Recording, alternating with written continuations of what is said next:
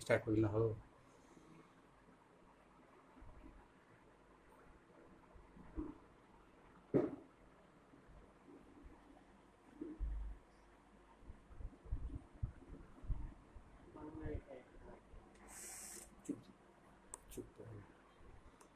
Hello everyone student, मैं कुंदन कुमार। आज हमारा जो ट्रेड थ्योरी का टॉपिक नंबर है डिस्पोजल ऑफ वेस्ट मटेरियल, बेकार सामग्री की निपटान। ठीक है। बेकार सामग्री बेकार सामग्री वेस्ट मटेरियल। वेस्ट मटेरियल में है आपका औद्योगिक सामग्री का अर्थ है जो सामग्री उद्योगों से निकलती है, जैसे फैक्ट्रियों से, मिलों से, खदानों से। ठीक है। बेकार सामग्री की सूची, list of waste material. List of waste material में आपका है कॉटन सामग्री, अलग अलग धातुओं के चिप्स, तरल सामग्री जैसे लुब्रिकेटिंग कूलेंट आदि, अन्य कचरा, इलेक्ट्रिक गैस आदि। बेकार सामग्री निपटने के तरीके, मेथड ऑफ वेस्ट डिस्पोजल।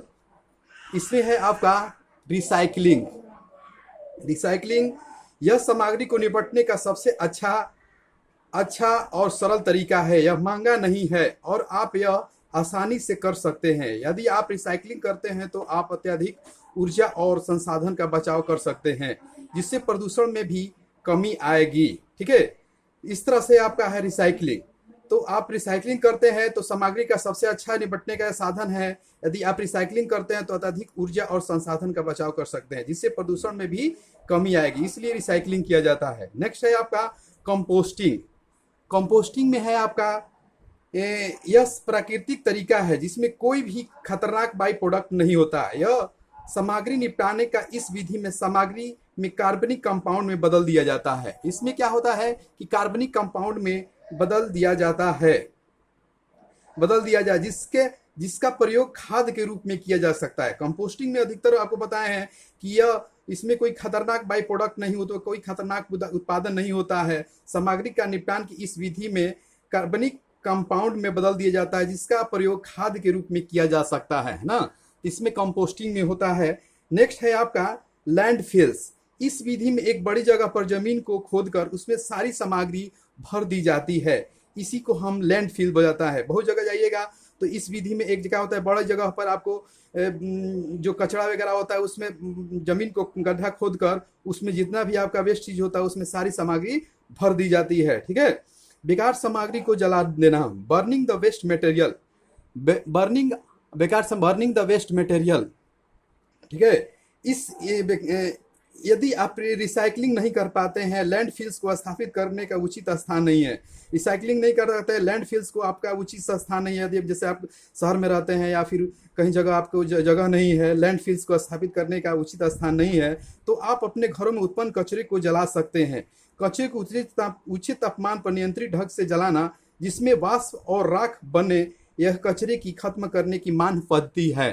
ठीक है। ये कचरे को हम लोग बहुत पहले से भी इसको मान पद्धति, तो बेकार सामग्री को जला देने का हम बर्निंग द वेस्ट मटेरियल का यूज करते आ रहे हैं। ठीक है। बेकार सामग्री निपटने के लाभ, एडवांटेज ऑफ वेस्ट डिस्पोजल। कार्यशाला बिल्कुल साफ रहेगी, स्वास्थ्य खराब नहीं होता है। बेकार सामग्री निपटने से इसमें क्या लाभ होता है, कार्यशाला वर्कशॉप जो है आपका घर है या फिर कहीं पर भी है तो बिल्कुल साफ रहेगी, स्वास्थ्य खराब नहीं होता। आर्थिक दक्षता में आपका इंक्रीज होता है। आर्थिक मतलब कि आपका इकोनॉमिकली जो होता है, आर्थिक दृष्टि में क्या होता है, वृद्धि होता है। वातावरण में प्रतिकूल प्रभाव में कमी होती है।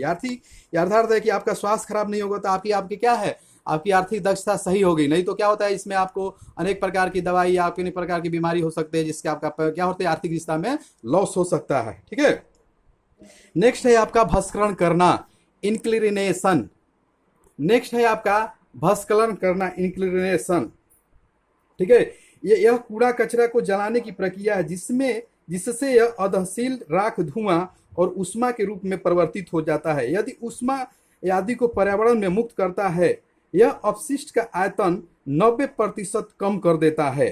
ठीक है। इसमें क्या होता है, आपका जो पर्यावरण को मुक्त करता है, अपशिष्ट आयतन का 90% कम कर देता है। कभी कभी इसका उपयोग विद्युत पावर उत्पन्न करने में भी किया जाता है। जहां पर आपका भस्करण का इंक्लिनेशन क्या होता है, जैसे आपको किसी चीज को जहां पर राख, धुआं और उष्मा के रूप में परिवर्तित हो जाता है, इसमें क्या है, पर्यावरण मुक्त करता है और अपशिष्ट का जितना भी अपशिष्ट है उसमें 90% क्या है, कम कर देता है, अर्थात 10% जो बचता है वो राख के रूप में आपको प्राप्त होता है। ठीक है, कभी कभी इसका उपयोग विद्युत पावर उत्पन्न करने में, जैसे आपका कोई कोई देखे होंगे कोयला से जहाँ बिजली प्राप्त होता है या फिर वहाँ पर इसका विद्युत पावर उत्पन्न करने में प्रयोग किया जाता है।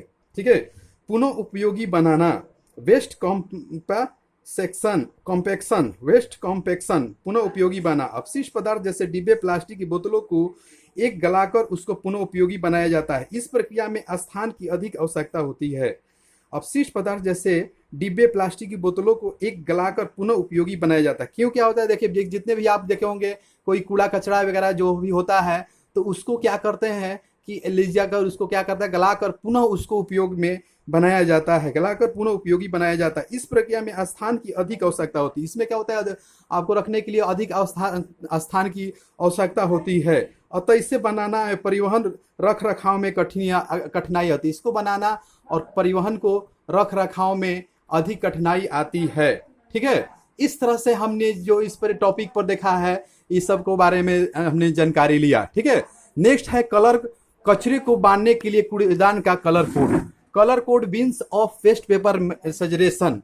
देखिए क्या होता है कि विभिन्न जगहों पर आप जाइएगा तो जो भी आपका बेकार चीज होता है उसको एक कलर कोड में डस्टबिन में डाला जाता है और यूज किया जाता है। ठीक है, इसमें है आपको हमने बताया है कचरे की सामग्री कलर कोड है ना, जैसे आपका है कागज के लिए ब्लू होता है, फर्स्ट में कागज पेपर के लिए कौन सा कलर कोड होता है, ब्लू होता है, प्लास्टिक के लिए पीला होता है, धातु के लिए लाल होता है, कांच के लिए हरा होता है, कांच के लिए क्या होता है, हरा होता है, खाद्य सामग्री फूड मटेरियल के लिए काला होता है और एनी मटेरियल के लिए क्या होता है, स्काई ब्लू होता है। ठीक है, इस तरह से आपका जो न्यू पैटर्न का एग्जाम हुआ है उसमें इस तरह से आपको 2-3 क्वेश्चन जो ऑनलाइन सीबीटी हुआ था अगले साल उसमें भी इस तरह का क्वेश्चन आपको देखने को मिला था। ठीक है, इसमें आएगा पूछ देगा क्वेश्चन में what is the colour code of the bins of waste paper सजरेशन।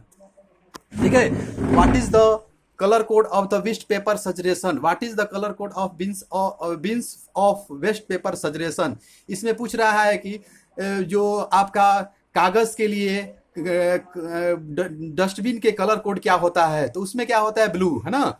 Next उसमें आपको इस तरह से भी what is the colour code of bins of waste metal waste segregation, आपका जो है मेटल अपशिष्ट के लिए जो होता है डस्टबिन का कलर कोड क्या होता है, तो उसमें लाल हो सकता है। उसी तरह आपको पूछेगा what is the colour code of the waste plastic segregation, तो उसमें पहला होगा। इस तरह से आपको ये अगले साल 2-3 क्वेश्चन इस टॉपिक से आया था, इसलिए हमने इसको एग्जाम को देखते हुए इसका हमने कवर किया है। ठीक है, तो नेक्स्ट है आपका जो एग्जाम हो आपका नेक्स्ट जो आपका अभी जो एनसीबीटी द्वारा जो शेड्यूल निकाला गया है आपका 1 दिसंबर से 1 अगस्त से आपका प्रैक्टिकल है। ठीक है, और उसमें आपको जो एग्जाम का शेड्यूल भी दे दिया है ना, और सीबीटी आपका क्या है 3 चरण में हो रहा है, 3, 8 और शायद 17 और 20 के समथिंग होने जा रहा है ना। इसमें आपका जो है इस तरह से आपको जितना भी है क्वेश्चन बहुत इंपॉर्टेंट रखता है और उसमें आपका है इंजीनियरिंग ड्राइंग का भी उसमें आपका थ्योरी में